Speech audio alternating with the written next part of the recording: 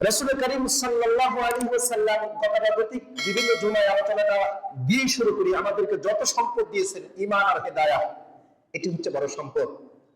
কারণ রাসূল করিম সাল্লাল্লাহু আলাইহি ওয়াসাল্লাম বলেছেন, ইয়াতি আলান নাসি জামানুন, এমন একটি যুগ, এমন একটি কাল, এমন একটি সময় তোমাদের সামনে আসবে, ইউসবিহুর রাজুলু মুমিনান ওয়া ইউমসি কাফিরান, সকালবেলা স্ত্রী পুত্র বাবা মা পরিবার পরিজনের সাথে একসাথে খাবার খেয়ে ঈমানের হালতে ঘর থেকে বের হয়ে যাবেন, ঘরের বাইরে গিয়ে পরিবেশের প্রেক্ষিতে এমন কথা বলবে, শুনবে, মানবে, সন্ধ্যাবেলা বাড়িতে আসার সময় একদম কমপ্লিটলি পূর্ণাঙ্গ কাফির হয়ে বাড়িতে ঢুকবে। এমন একটি যুগ, এমন একটি সময়, এমন একটি মুহূর্ত আসবে। এই জন্য ঈমানের হিদায়াহ হচ্ছে সব থেকে দামি সম্পদ। রাসূলের এই যে দেখুন, গত কয়েকদিন আগে বাংলাদেশে খুব আলোচিত একটা ইস্যু, একজন বাউল সরকারকে গ্রেপ্তার করা হয়েছে। বাউলদের ব্যাপারে যদি আমি আলোচনা করতে যাই, জুমার পর জুমা শেষ হয়ে যাবে। আমি বিগত প্রায় 6-7 বছর কোনোদিন আলোচনা করি নেই, ঘটনা প্রসঙ্গক্রমে চলে এসেছে। আমার খুব ইন্টারেস্টিং বিষয়, এই বিষয়টির উপর প্রচুর হোমওয়ার্ক করা আছে। এই বাউলদের সমস্ত তাত্ত্বিক কথা বই পুস্তকে সহজে পাবেন না। এরা বলে এটা ওদের বাতিনি তথ্য, মানে গোপন তথ্য, সিনাই সিনাই এসেছে, একজন থেকে আরেকজন, আরেকজন থেকে আরেকজন, আরেকজন থেকে আরেকজন। আল্লাহ সুবহানাহু ওয়া তাআলাকে কেন্দ্র করে যে কটূক্তি করেছে, পৃথিবীর সমস্ত শক্তি দিয়েও, সমস্ত কিছু একত্রিত করেও তার এই কথার প্রতিবাদ দিলেও যথাযথ প্রতিবাদ কখনো হয় না। আমরা অন্য ধর্মের, আমরা বলেছিলাম বা মুসলিমরা এটা বিশ্বাস করে সব থেকে পরধর্ম সহিষ্ণু মত। একই সাথে রাসূল করিম সাল্লাল্লাহু আলাইহি ওয়াসাল্লাম বসবাস করেছেন ইহুদিদের সাথে মদিনায়। দিনের ভিতরে কুসুম যেমন নিরাপদ, মুসলমানদের কাছে, ইসলামের কাছে, মুসলিম ইসলামী খেলাফতের কাছে অমুসলিমরা একই ভূখণ্ডে তেমনি নিরাপদ।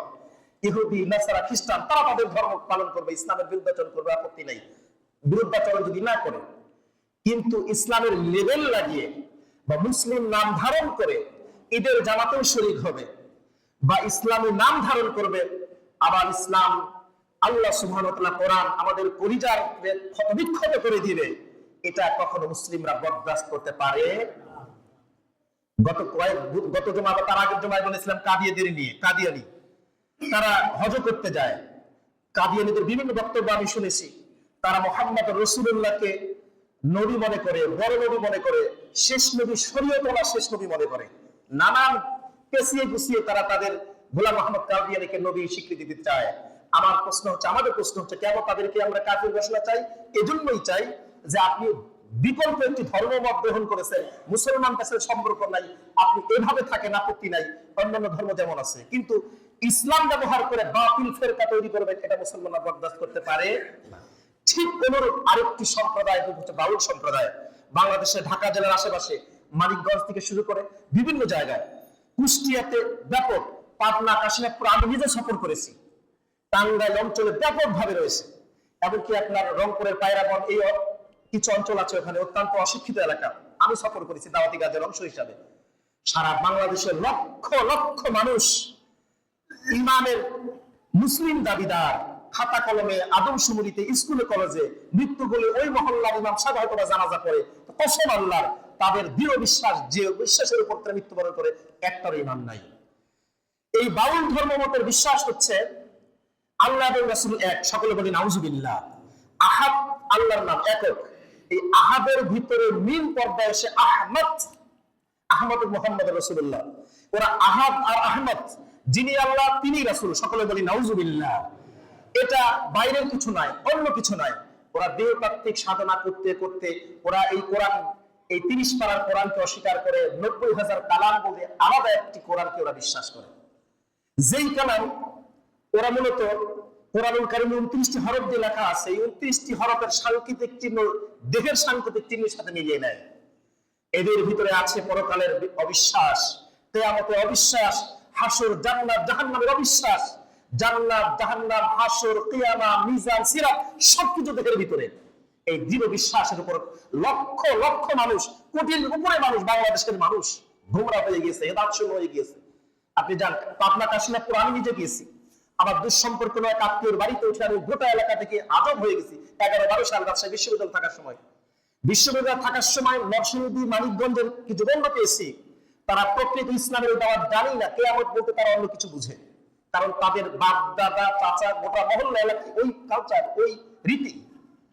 বাংলাদেশের মানিকগড় অঞ্চল তছনছ করে দিচ্ছে। বাউল গানের এই লালনের যে গান, প্রত্যেকটা গানের ভিতরে ভেদ যদি বলেন, মারেফত বা বাতিলে যদি বলেন, সবকিছু দেহতাত্ত্বিক এবং তাদের সমস্ত কিছুই আল্লাহ, রাসূল, আখিরাত, পরকাল আমরা যেভাবে বিশ্বাস করি তার বিকল্প হিসাবে দৈহিক বিশ্বাস করে।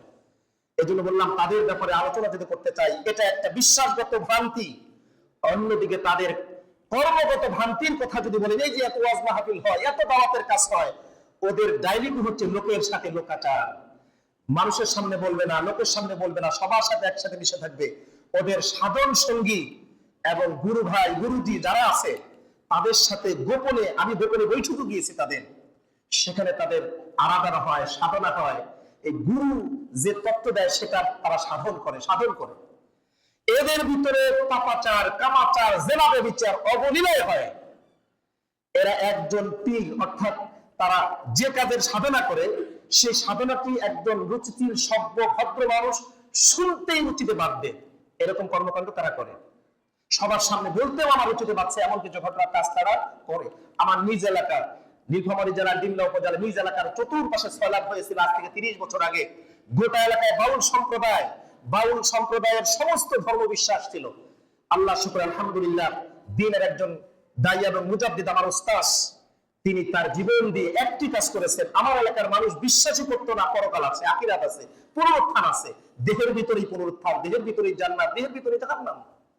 এবং তারা কোরআনের ব্যাখ্যা করতো যে আলিফ লাম মিম, এটার ব্যাখ্যা একরকম।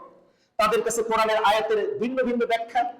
তাদের কোরআনের আয়াতের ব্যাখ্যা সবগুলো ওই পীর যেভাবে শিখিয়ে দিচ্ছে সেইভাবে। তাদের মাঝে দাওয়াতি কাজ করে প্রায় 30টি বছর কাজ করে আমার গোটা এলাকা আলহামদুলিল্লাহ শিরিক মুক্ত হয়েছে, তাওহীদ যুক্ত হয়েছে। তাদের পীরকে ওই পীরের মাঝেই, নবী পীরের মাঝেই স্রষ্টা, জোরে বলি নাউজুবিল্লাহ। পীরকে ভক্তি করা, পীরের কাছে গিয়ে সিজদা করা, আসলে সিজদা করা, এটা তাদের মূল ধর্ম। এবং নারী সঙ্গী ছাড়া তাদের এই ধর্ম পালন করা যায় না, এটা আপনারা অনেকেই জানেন। যেমন জেনা ব্যভিচার, পাপাচারকে তারা তাদের ধর্মের কাছে ইনপুট করে নিয়েছে, এরকম জঘন্য পাপাচার। এবং সবচেয়ে দুর্ভাগ্য হচ্ছে প্রকাশ্য নয়, যেহেতু তথ্য প্রযুক্তির যুগ, এখন অনেক কিছু প্রকাশ হয়ে গিয়েছে। এটার পাশাপাশি আরেকটি জঘন্য কাজ হচ্ছে, যে দুটি পাপাচারের কারণে দুনিয়ায় গজব নেমে আসে, ভূমিকম্প হচ্ছে, প্রাকৃতিক বিপর্যয় হচ্ছে,